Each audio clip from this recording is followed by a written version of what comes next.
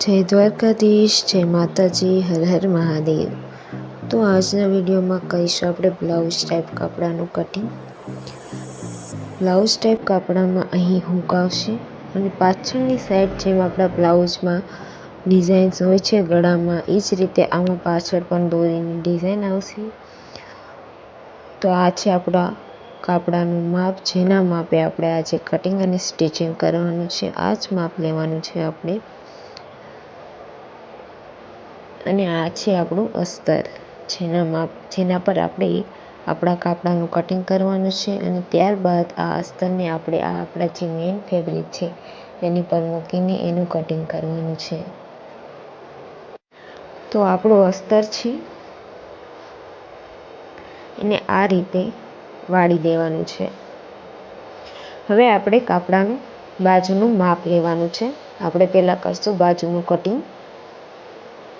તો આપણી જે કાપડાની બાજુ છે એ માપની બાજુ એને આ રીતે ઉલટી કરી દઈશું અને આપણે કાપડાની લંબાઈ અને પહોળાઈ બેનું માપ લઈ લઈશું। તો આપણા કાપડાની પહોળાઈ જે છે 5.5 ઇંચ અને આપણા કાપડાની લંબાઈ જે છે 13 ઇંચ। તો આપણા કાપડાની પહોળાઈ 5.5 ઇંચ અને આપણા કાપડાની લંબાઈ 14 ઇંચ છે। 13 ઇંચ પણ 1 ઇંચ વધારે, કેમ કે 1 ઇંચમાં અડધો ઇંચ જે છે એ આપણે જે બાજુ પલટવામાં આવશે એટલા માટે અડધો ઇંચ, અને અડધો ઇંચ આપણે અહીં અસ્તરની પટ્ટી પલટાવશું। જો તમે બાજુની આ રીતે પલટાવશો તો તમારે 1.5 ઇંચ વધારે લેવાનું, કારણ કે 1 ઇંચ આમાં વધારે જશે એટલે। અને જો તમે અસ્તર મૂકીને પલટાવશો તો તમારે અડધો ઇંચ જ વધારે લેવાનું થશે। બાકી તમે તમારે જે રીતે સિલાઈમાં જતું હોય એ પ્રમાણે તમે ઓછું વધારે રાખી શકો। તો આપણું બાજુનું માપ લેવાઈ ગયું છે। હવે આપણે બાજુનું કટિંગ કરીશું।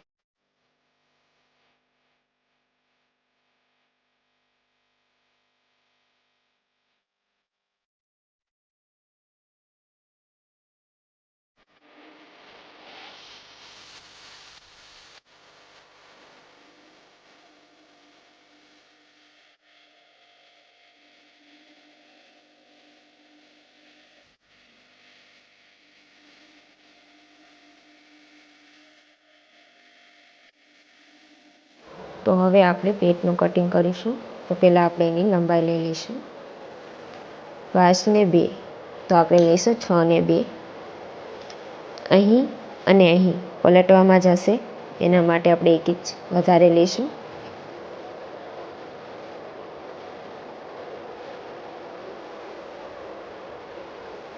છ ને 2। હવે આપણે એની પહોળાઈ લઈ લઈશું।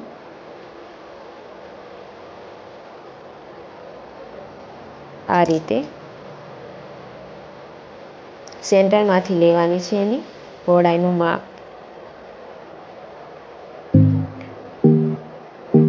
6 ને 2 છે તો આપણે 7 ને 2 લઈશું। 1 ઇંચ વધારે એટલા માટે કેમ કે અહીં હૂક આવશે એટલે અહીં વળવામાં જશે, એટલે જો તમે સાદું બ્લાઉઝ સીવતા હોય તો જેટલું માપ છે એટલું જ લેવાનું છે, અડધો ઇંચ જ વધારવાનું છે। પણ અહીં આપણે જે હૂક પટ્ટી કરશું એમાં વળશે 2 સાઈડ એટલે 1 ઇંચ વધારે લીધો છે।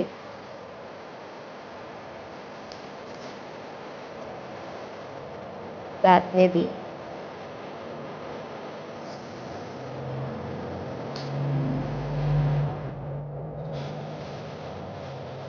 આ રીતે હવે આપણે આ જે માપ છે એ લઈશું। 3.5 છે તો આપણે 4.5 લઈશું, 1 ઇંચ વધારે। હવે આપણે આ રીતે સ્ટેપ દઈ દઈશું।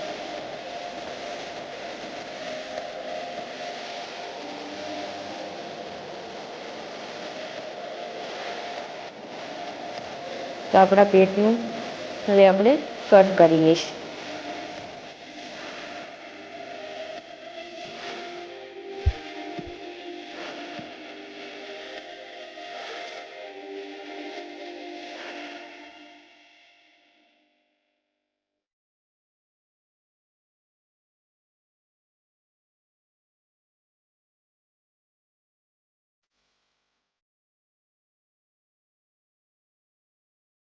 હવે કરીશું આપણે પડખાનું કટિંગ. તો તેની ટોટલ લંબાઈ છે 10 ઇંચ. આપણે અહીં 10.5 ઇંચ લઈશું. અહીં પલટશે એટલે એની લંબાઈ 10.5 ઇંચ. એની પહોળાઈ ઉપરની સાઈડ જે છે 3.5 ઇંચ છે, પણ આપણે 2 ઇંચ વધારે લઈશું. તો આપણે લઈશું 5.5 ઇંચ તેની લંબાઈ, અને અહીં નીચે લઈશું આપણે 5 ઇંચ. કેમ કે આપણે પાછળ દોરીવાળી ડિઝાઇન કરવાની છે એટલે આપણે 2 ઇંચ જેટલું વધારે રાખીશું. જો તમે સાદું કાપડું આ રીતનું કરતા હોય તો આમાં જે છે એ જ લંબાઈ રાખવાની છે 3.5, અને અહીં 6 ઇંચ. આ રીતનો શેપ કરશો એટલે. પણ અહીં આપણે પાછળ દોરીવાળી ડિઝાઇન કરવાની છે આપણે, એટલે અહીં આપણે 2 ઇંચ વધારે લઈશું. તો અહીં લઈશું આપણે 5.5 ઇંચ.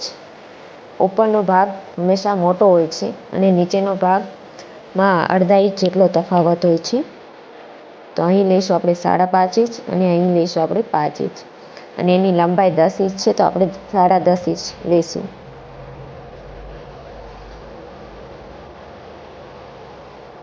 તો આપણે પહેલાં 10.5 ઇંચ આપણી લંબાઈ લઈ લઈશું.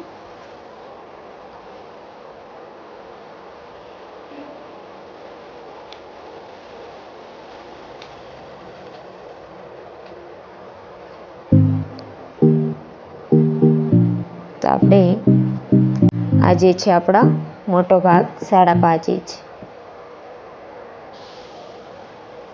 અને આ છે આપણો નાનો ભાગ 5 ઇંચ.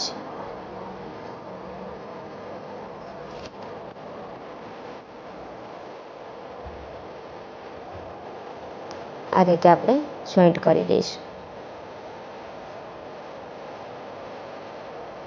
આ આપણો નાનો ભાગ છે, આ આપણો મોટો ભાગ છે, અને આપણો સીધો ભાગ છે. તો હવે આપણે કટ કરી લઈશું.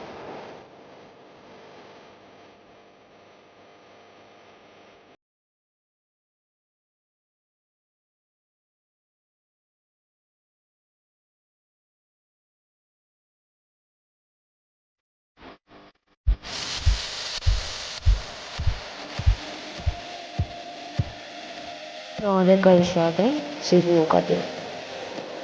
હા, તો આપણે એની પહોળાઈ લઈ લઈશું 4 ઇંચ, એની લંબાઈ 4.5 ઇંચ. આપણે આમાં ફક્ત 2 જ માપ લેવાના, એક આ અને એક આ. આ તો એના માપે આવી જશે. એની પહોળાઈ 4 ઇંચ.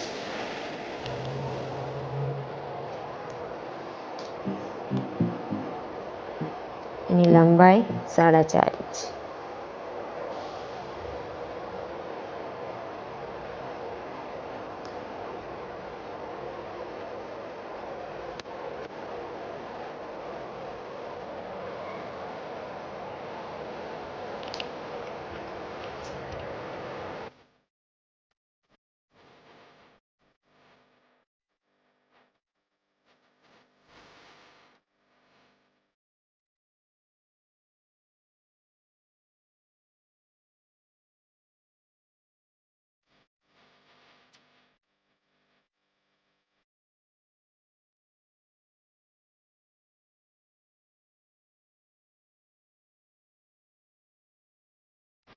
તો હવે કરીશું આપણે ખુશિયાનું કટિંગ. તો ખુશિયાની પહોળાઈ છે 7.5 ઇંચ. આપણે 8 ઇંચ લઈશું, એ અડધો ઇંચ વધારે. અને તેની પહોળાઈ 7 ઇંચ છે તો આપણે પણ ત્યાં પણ અડધો ઇંચ વધારે લઈશું, 7.5 ઇંચ. પહોળાઈ લઈશું 8 ઇંચ અને લંબાઈ લઈશું 7.5 ઇંચ.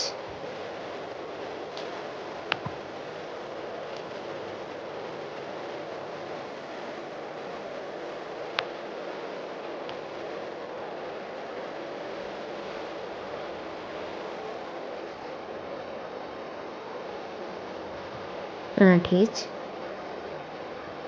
અને 7.5 ઇંચ.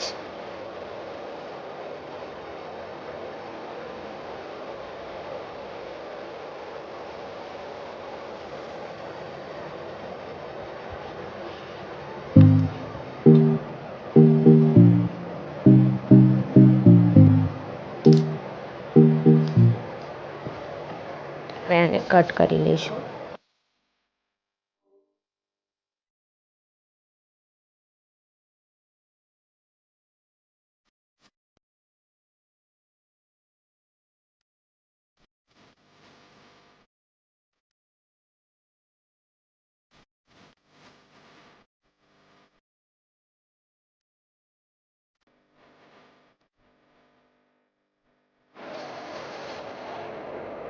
હવે આપણે ગળાનું માપ લઈશું આ રીતે.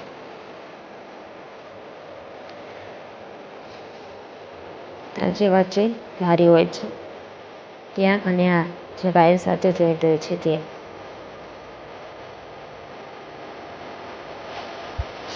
આ રીતે રાખવાનું છે અને આ રીતે એને ગોળ શેપ દેવાનું છે.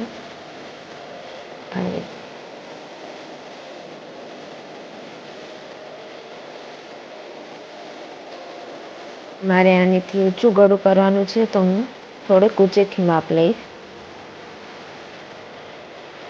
આવી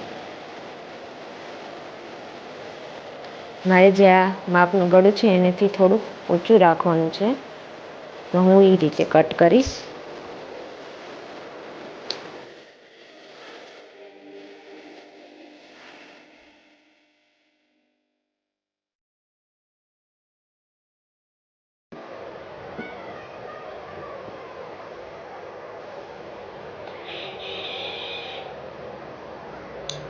અહીં આપણે કટ દઈ દઈશું.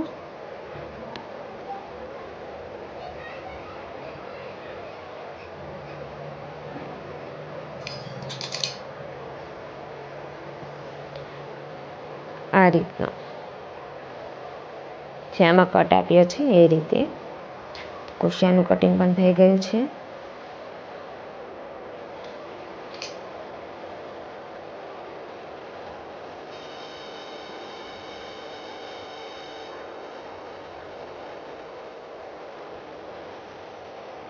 આ રીતે જે આપણે સ્ટેપ કટ કર્યું છે એની મેઇન ફેબ્રિક પર મૂકી દેવાનું છે.